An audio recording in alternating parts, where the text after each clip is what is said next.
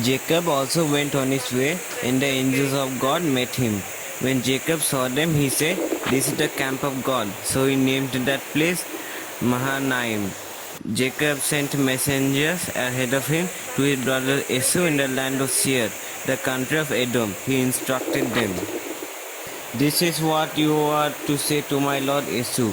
Your servant Jacob says, I have been staying with Laban and have remained there till now. I have cattle and donkeys, sheep and goats, male and female servants. Now I am sending this message to my lord that I may find favor in your eyes." When the messengers returned to Jacob, they said, "We went to your brother Esau, and now he is coming to meet you, and 400 men are with him." In great fear and distress, Jacob divided the people who were with him into two groups, and the flocks and herds and camels as well. He thought, if Esau comes and attacks one group, the group that is left may escape. Then Jacob prayed, "O God of my father Abraham, God of my father Isaac, Lord, you who said to me, 'Go back to your country and your relatives, and I will make you prosper.' I am unworthy of all the kindness and faithfulness you have shown your servant. I had only my staff when I crossed this Jordan. But now I have become two camps. Save me, I pray, from the hand of my brother Esau, for I am afraid that he will come and attack me, and also the mothers with their children. But you have said, I will surely make you prosper and will make your descendants like the sand of the sea, which cannot be counted." He spent the night there, and from what he had with him, he selected a gift for his brother Esau: 200 female goats and 20 male goats, 200 ewes and 20 rams, 30 female camels with their young, 40 cows and 10 bulls, and 20 female donkeys and 10 male donkeys. He put them in the care of his servants, each herd by itself, and said to his servants, "Go ahead of me and keep some space between the herds." He instructed the one in the lead, "When my brother Esau meets you and asks, 'Who do you belong to and where are you going and who owns all these animals in front of you?' then you are to say, 'They belong to your servant Jacob. They are a gift sent to my lord Esau, and he is coming behind us.'" He also instructed the second, the third, and all the others who followed the herds. "You are to say the same thing to Esau when you meet him, and be sure to say, 'Your servant Jacob is coming behind us.' For he thought, 'I will pacify him with these gifts I am sending on ahead. Later when I see him, perhaps he will receive me.' So Jacob's gifts went on ahead of him, but he himself spent the night in the camp.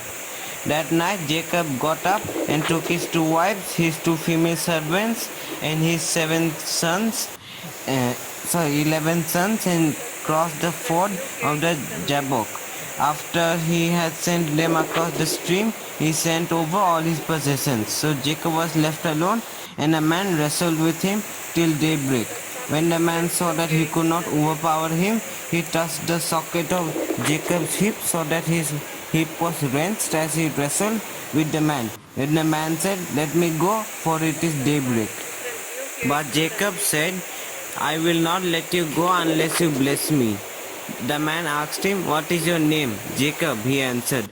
Then the man said, "Your name will no longer be Jacob but Israel, because you have struggled with God and with human beings and have overcome." Jacob said, "Please tell me your name." But he replied, "Why do you ask my name?" Then he blessed him there. Then Jacob called the place Peniel, saying, "It is because I saw God face to face, and yet my life was spared." The sun rose above him as he passed Peniel, and he was limping because of his hip. Therefore to this day the Israelites do not eat the tendon attached to the socket of the hip, because the socket of Jacob's hip was touched near the tendon.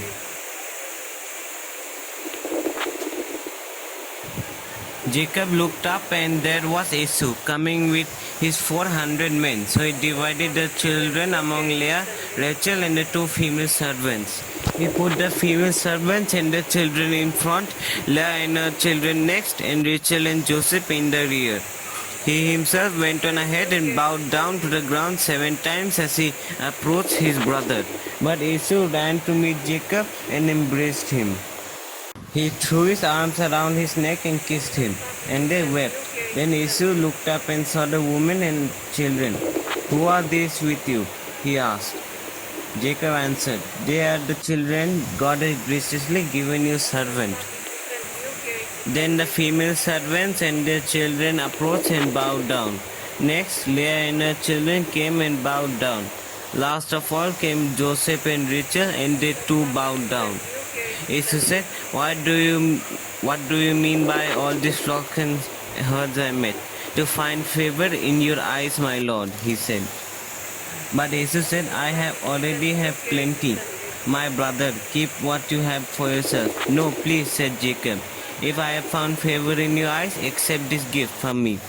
For to see your face is like seeing the face of God, now that you have received me favorably. Please accept the present that was brought to you, for God has been gracious to me, and I have all I need. And because Jacob insisted, Esau accepted it. Then Esau said, Let us be on our way, I accompany you. But Jacob said to him, My Lord knows that the children are tender, and that I must care for the ewes and cows that are nursing their young. If they are driven hard just one day, all the animals will die. So let my Lord go on ahead of his servant, while I move along slowly at the pace of the flocks and herds before me, and the pace of the children, until I come to my Lord in Seir. Esau said, Then let me leave some of my men with you. But why do that? Jacob asked. Just let me find favor in the eyes of my Lord. So then that day Esau started on his way back to Seir. Jacob, however, went to Succoth, where he built a place for himself and made shelters for his livestock. That is why the place is called Succoth. After Jacob came from Padan Aram, he arrived safely at the city of Shechem in Canaan and camped within sight of the city. For 100 pieces of silver he brought from the sons of Hamor, the father of Shechem, the plot of ground where he pitched his tent. There he set up an altar and called it El Elohe Israel. Now Dinah, the daughter Leah had born to Jacob, went out to visit the women of the land. When Shechem, son of Hamor the Hivite, the ruler of that area, saw her, he took her and raped her.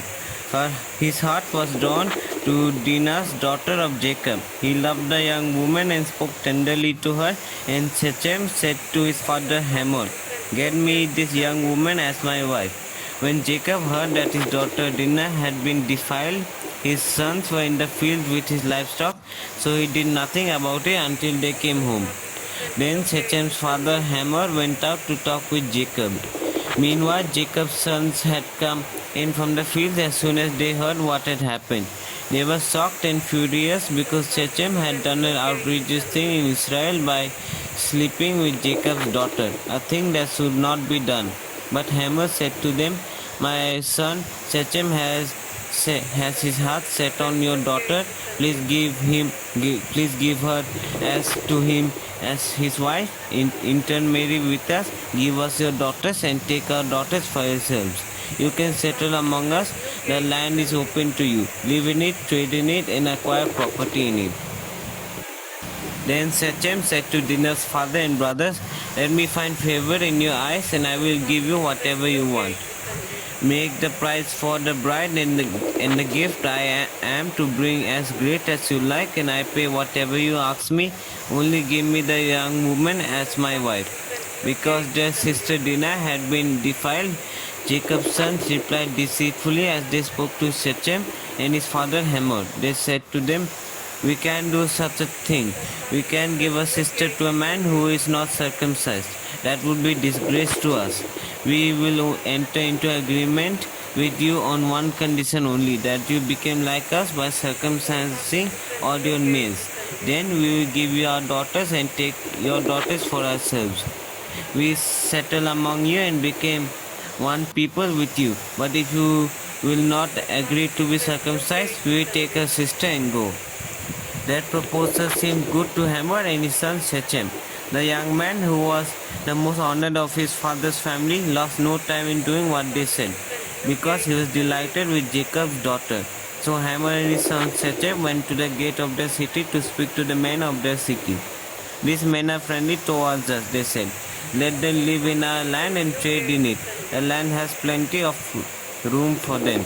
We can marry their daughters and they can marry ours. But the men we agreed to live with us as one people only on the condition that our males will be circumcised as they themselves are.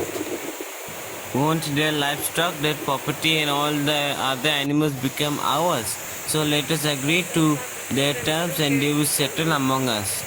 All the men who went out of the city gate agreed with Hamor and his son Shechem, and every male in the city was circumcised. 3 days later, while all of them were still in pain, two of Jacob's sons, Simeon and Levi, Dinah's brothers, took their swords and attacked the unsuspecting city, killing every male. They put Hamor and his son Shechem to the sword and took Dinah from Shechem's house and left. The sons of Jacob came upon the dead bodies and looted the city where their sister has been defiled.